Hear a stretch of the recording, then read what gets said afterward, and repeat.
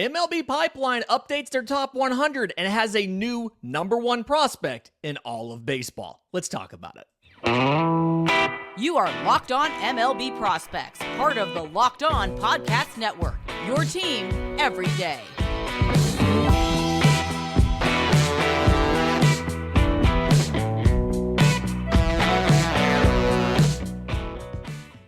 Yes, welcome on in to Locked On MLB Prospects, your home for all things minor league baseball. I'm your host, Lindsey Crosby, freelance baseball writer and podcaster. Thank you for making this your first listen every single day. We're proudly part of the Locked On Podcast Network, where it's your team every day. And today's episode is made possible by our friends over at Subtext. Join the Locked On MLB Prospects Subtext, chat with me, send in your questions, get the updates, links in the episode description. So MLB Pipeline has done their summer update of their top prospects. They have gone and done all their re-rating. They've taken out the graduated guys. And we have a new number one prospect in baseball, and that is Jackson Holliday of the Baltimore Orioles. It is quite literally a meteoric rise for Holliday. If you think about where he was, a year and a half ago, compared to now, he is the number one prospect in all of baseball. And previously, this was a spot that they had given it to Elly de la Cruz. And so now you have Jackson Holliday number one, and they have Elly de la Cruz at number two, and Jackson Chourio of the Milwaukee Brewers at three. And I found it really interesting when they talked about, obviously, they had to address why they made this change. And what they said was, acknowledging the other two guys, Elly de la Cruz is one of the toolsiest players in the majors when he got to Cincinnati. I mean, and we've talked about this. Elly de la Cruz's power tool was a 70 grade. His speed was a 70 grade. His arm was a 70 grade. And honestly, we may have underrated his speed. He has, if I remember the stat right, he has the fastest sprint speed recorded in MLB this season. And so 70 may be undershooting the speed of Elly de la Cruz. For Jackson Chourio, they mentioned that he has one of the best combinations of power and speed in the entire minors once Jordan Walker made it to the bigs, and he's gotten over 100 plate appearances in Double-A at age 19. He is the only player in Double-A to have 100 plate appearances or more and not be 20 years old yet. So they're acknowledging those two guys are really good. But for Jackson Holliday, the reason MLB Pipeline said he is the number one prospect in baseball is because they have the most confidence in what his hit tool could be, that he would be at least a plus hitter in the major leagues, and then everything else just kind of filled in and helped out with that. He can stick at shortstop, so there's the positional value there.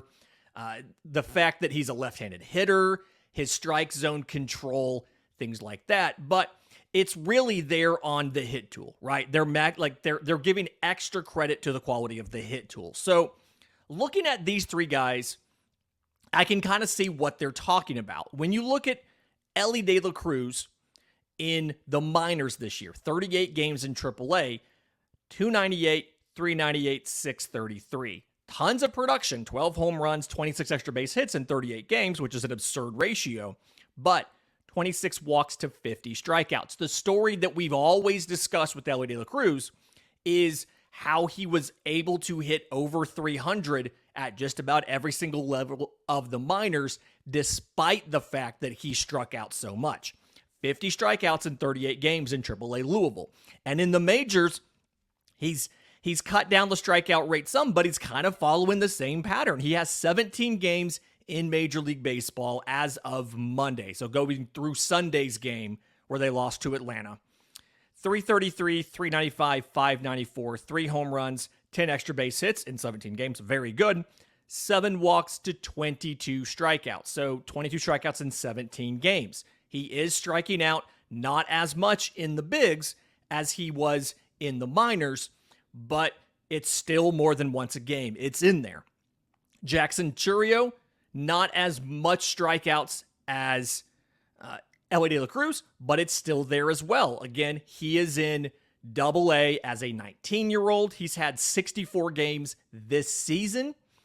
He is in the Southern League, so thing to remember there.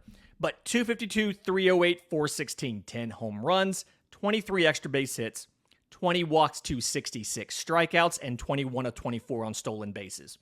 His peripheral stuff is better than the average in the Southern League. And there's a couple things working against him being in the Southern League right now. One is, we've talked about this plenty, those baseballs. The tacky, sticky baseballs have given pitchers an advantage in the Southern League. And so out of all of the levels of the minors, I believe that's the one that has the highest strikeout rate, the lowest batting average and slash line for hitters, and all of that. The other factor for the Southern League is so many of those parks are pitchers' parks. Double-A Mississippi, for instance, is a massive, I think it's Trustmark Field, massive park. So power numbers are down in Double-A because of the balls, and then again with the ballparks you play in. But Jackson Chourio is swinging more than your average player in Double-A, but he's making more contact than your average player in Double-A. He's at a 51.7% swing percentage.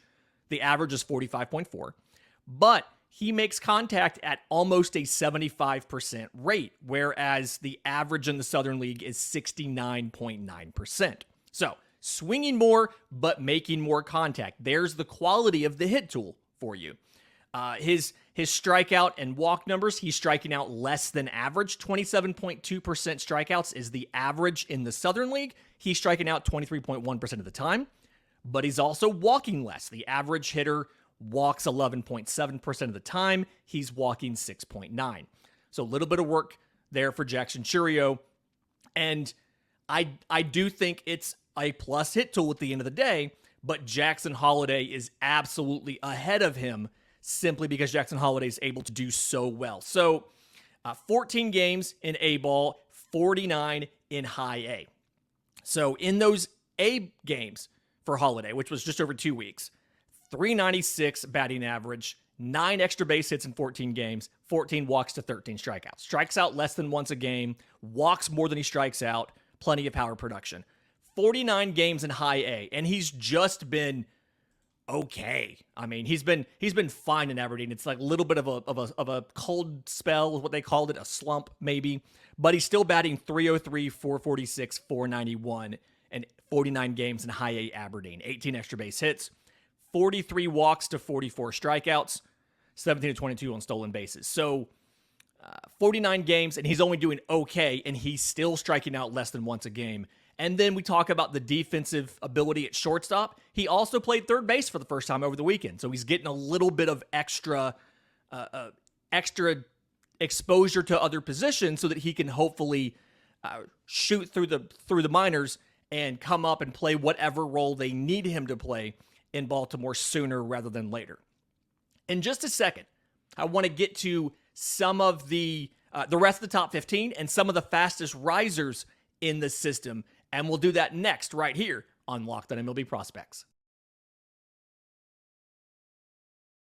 But first, today's episode is brought to you by our friends at eBay Motors. For a championship team, it's all about making sure every player is a perfect fit, and it's the same when it comes to your vehicle. Every part has to fit just right. So the next time you need parts and accessories, head to eBay Motors. With eBay's guaranteed fit, you can be sure every part you need fits right the first time around. Just add your ride to the My Garage feature and look for the green checkmark to know the part will fit or your money back. Because just like in sports, confidence is the name of the game when you shop on eBay Motors. With over 122 million parts to choose from, you'll be back in the game in no time. So get the right parts, the right fit, and the right prices on ebaymotors.com. eBay guaranteed fit only available to U.S. customers. Eligible items only. Exclusions do apply. Okay, so MLB Pipeline redoes their top 100. The rest of the top 15, because I think it's worth at least mentioning some of these guys and where all they went. Number 4, right-hand pitcher Eury Perez of the Miami Marlins. One of the more impressive 20-year-olds I can remember in the majors. He's obviously going to graduate from this rather soon, but is doing fantastic. Shortstop Marcelo Meyer of the Red Sox at 5. Another guy that there's been some disagreement as to how good he was. We covered that in a show maybe a couple weeks ago. Number 6, James Wood, outfielder for the Washington Nationals. I'm glad he's doing well because the other 2 guys are not. That'll be in the 3rd segment. Jordan Lawler, shortstop for the Diamondbacks at 7. Outfielder Evan Carter of the Rangers at 8, who is finally back from injury. Hit a bomb just the other day. Looks like he is back to normal and should continue shooting through, but because of the injury, may or may not see some time at the end of the year in Texas. Number 9, Bobby Miller, right-hand pitcher for the Dodgers. Again, has looked very, very good at the major league level. One of the bigger risers that's not in that list, but fastball, slider, curveball, change, they all are very, very good. So you love to see those. Number 10, Pete Crow Armstrong, outfielder for the Chicago Cubs, the best defensive outfielder in baseball. In the minors, I guess. The offense has looked good this year. Again, he's in the AA Southern League, but still look good. Andrew Painter, right-hand pitcher for the Phillies at number 11. He is on a throwing program and should be able to get back on a mound this year from the UCL strain, so you like to see that. Number 12, Jackson Merrill, shortstop for the Padres. Number 13, Gavin Williams, right-hand pitcher for the Guardians, is up at the major league level and making starts. Probably going to stay up there since Tristan McKenzie is hurt. We'll see what happens. Number 14, left-hand pitcher Kyle Harrison for the Giants, been tearing it up in AA. And Colton Cowser, Orioles outfielder at 15. 2 Orioles in the top 15. You have to love what they're doing. They just called up Jordan Westberg. Lots of things to like if you're a Baltimore Orioles fan. The 5 fastest risers in this system, I found this kind of interesting because we've talked about some of these guys the last time we did this. Junior Caminero went from number 54 to number 17. He jumped 37 spots.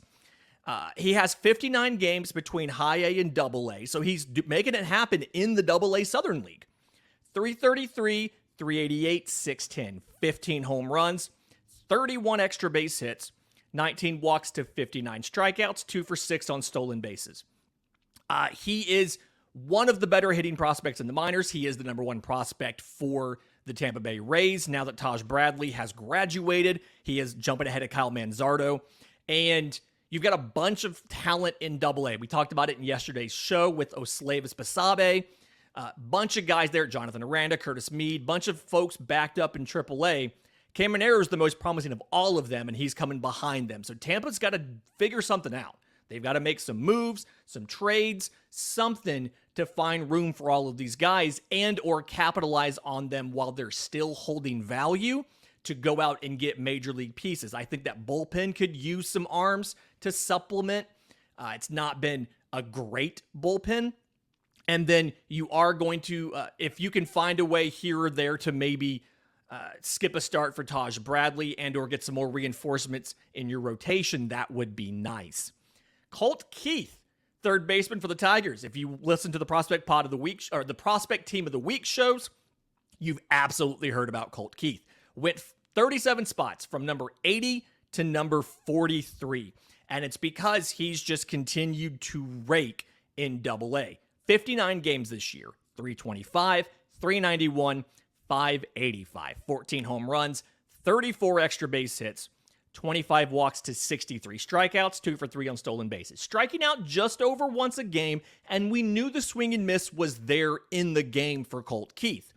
But slugging of 585 is the second highest of all of these 5 highest risers. The 34 extra base hits in 59 games, again, more than one every other game. And so he's proving to be able to hit for more of an impact than they initially thought he would going into this season. You love to see that. Moving up 30 spots from 82 to 52 is catcher Ethan Salas of the San Diego Padres. Briefly mentioned him in yesterday's show in the context of taking all the oxygen out of the room on the IFA class, but he's a 17-year-old in low A, and he's doing fine. He's not amazing offensively, but defensively, he's very good, period, for a catching prospect. Never mind a 17-year-old catching prospect. Catcher is one of those positions that takes the longest amount of time to figure out at the minor league level because there's all these things you have to know and learn about when it comes to managing a staff. And he does it really, really well at age 17. He's the age of a high school junior, and he's running a low A pitching staff. Again, the offense he's still working on that. It's an adjustment to professional baseball. You don't face a lot of quality pitching down in the DSL and things like that. And so in his 20 games in low A, I think it's Lake Elsinore, 208, 340, 286, 1 home run, 4 extra base hits, 15 walks to 23 strikeouts, 1 for 2 on stolen bases. He'll be there the rest of the year. Don't worry that he's there the rest of the year. He is still way over where you would expect him to be, or you expect any 17-year-old to be. Again, most 17-year-olds are in high school right now, and he's in professional baseball. So don't worry about Ethan Salas. He'll be fine. Again, the defense is really good, period. Never mind good for a 17-year-old. Left-hand pitcher Andrew Abbott goes up 29 spots from number 90 to number 61, and was really successful in Double-A to start the year. They bumped him to Triple-A to get him away from those Double-A baseballs to figure out if it was sustainable, and it was, and he's now in MLB. So 10 games in the minors divided between those two levels, 4-0 with a 2.50 ERA in 54 innings pitched, 90 strikeouts, so 15 strikeouts per 9 to 17 walks, 2.8 per 9. When he was called up, he was the leader in strikeouts in all of the minor leagues when he got called up to the bigs. Obviously not the leader anymore, but he was, I think it's his rotation mate, Connor Phillips, but he was the leader in strikeouts when he got called up. In MLB, he hasn't struck out guys at the same rate, but he's still been successful. 4 MLB starts, he's 3-0 with a 1.14 ERA in 23 2/3 innings, 22 strikeouts, so 8.4 per 9, to 9 walks, 3.4 per 9. I do think there's a little bit of regression coming for him. He had a couple starts where he didn't allow any runs at all, but all the peripherals said he probably should have. The expected stats, the expected batting average, expected slugging, things like that. But either way, he does look legit. And so very excited to watch what Andrew Abbott can do. Another guy who was the 5th highest riser on this list, 27 spots, AJ Smith-Shawver, the right-handed pitcher for the Atlanta Braves, who they just sent down to AAA Gwinnett the morning that we are recording this. So recording this on Monday. Monday morning, they sent him to AAA Gwinnett. But he goes from 95 to 68. To open the year, he wasn't even on this list. He was in high A to open the year. And when he got to AAA, he cracked the top 100 at 95. He got promoted, made some starts in the bigs. They moved him up to 68, and then he gets sent back down to AAA. But in those 7 minor league starts, again, high A, double A, AAA, 2-1 with a 1.09 ERA in 33 innings pitched, 45 strikeouts, so 12.3 per 9, to 12 walks, 3.3 per 9. In the bigs, 4 appearances, 3 of those were starts. He made his debut in relief against Arizona, I think, and then he had 3 starts after that. 1-0 with a 4.32 ERA in 16 2/3 innings. 15 strikeouts, so 8.1 per 9, to 6 walks, 3.2 per 9. One of the issues I noticed with AJ Smith-Shawver is when he misses, it is hittable. He's got something like 4 or 5 home runs allowed in those 16 innings in the bigs. And so probably what they're sitting him down to work on is 1, just workload concerns. 2, figuring out, can he give them more length? He got knocked out of his most recent start against Cincinnati, I want to say after 4 innings, possibly. So seeing if he can give a little bit more length there. And then I wonder if we want to preserve his rookie eligibility so that he can contend for Rookie of the Year next year. I don't know if that's a thing they're doing. This is all speculation, but I'd be curious to see. In just a minute, let's get to who fell down the list, down the top 100 list, or fell out completely. And we'll do that next right here on Locked On MLB Prospects.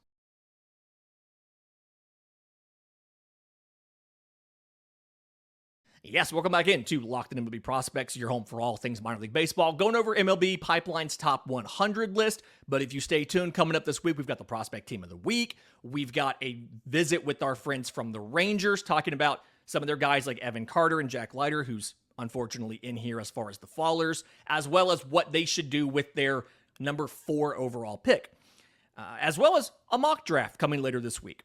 But in the meantime, guys who fell down the list or dropped out completely. I mentioned in the I think it was the first segment, maybe the second segment, about Washington and how Washington was glad that they had one guy in the top 15, right? James Wood was number 6. The reason they're happy about that is two of the 5 guys that fell the most were Nationals outfielders. Robert Hassel III fell 58 spots from 41 to 99. Elijah Green fell from 58 to 86. He fell 28 spots. And so for both of them, it's been offensive issues. And specifically, it's been the hit tool. And I've noticed that MLB Pipeline seems to put an emphasis on the quality of the hit tool. That's why Holliday got the number 1 spot. That's why some of these guys on this list fell. And if you think about it, we kind of do too. The everydayers, we always say your power tool is only as good as your hit tool. And so we're kind of indirectly prioritizing hit tools as well. But for Robert Hassel, 58 games between A-ball and AA. And he's not dealing with the Southern League Baseball, so that's not a concern there. But 215, 332, 292 with 70 strikeouts. So 70 strikeouts in 58 games. We knew his power ceiling wasn't stupid, right? Like we knew he wasn't going to hit tons of home runs, but he's also striking out at a higher rate than he ever has. And yes, it's a higher level of competition, but it's still a concern when it comes to development that he's not been able to bring that down. And their point is it makes it less likely, the longer he goes on and struggles, it makes it less likely that he's going to be an above average hitter at the major league level. Elijah Green, similar situation. He's in Low A Fredericksburg. He has a 40% strikeout rate. We knew there was swing and miss in his game. Like we knew his power was ridiculous. His speed was ridiculous. Like his arm was ridiculous. His defense was we knew he was super toolsy. We knew the hit tool was the one that would hold him back. We didn't think that half a season in the minors, he'd still be striking out 40% of the time. So he fell quite a bit as well. He fell 28 spots to number 86. Zach Veen of the Colorado Rockies fell 46 spots from 28 to 74. He hasn't had a great showing this year. The power hasn't been fantastic. Turns out he was battling a wrist injury. It was his left wrist. Struggled with it, finally had season-ending surgery last week. We sent out an update to the subtexters when that happened, kind of letting them know, hey, this explains a lot about Zach Veen. I'm still not sold on his defense. I still think he's going to end up in left field because the arm isn't great. But again, he was dealing with arm issues, so we'll see what happens. And it's not a great profile for left field. He doesn't have the power you would expect. And so it's a bit of a weird fit. But we'll see what happens with Zach Veen when he comes back next year. Ryan Pepio, Los Angeles Dodgers, falls 33 spots from 51 to 84. Plain and simple, it's an injury issue. He hasn't thrown at all this season. He had an oblique strain he got in spring training. He just started a throwing program at the complex recently, so he should be able to get back on the mound this year, but it's something where he's 25. You've got so many fantastic pitching prospects in his own organization. AA Tulsa's full of them. That he's just getting passed by other guys in the top 100 and in the team with the Dodgers. The last guy, Jack Leiter of the Texas Rangers, fell 24 spots from 72 to 96. We're going to talk more about this with Bryce of Locked On Rangers. But in AA this year, he went back to AA this year. He's 2-3 with a 4.03 ERA in 13 games, which is 60 to third innings.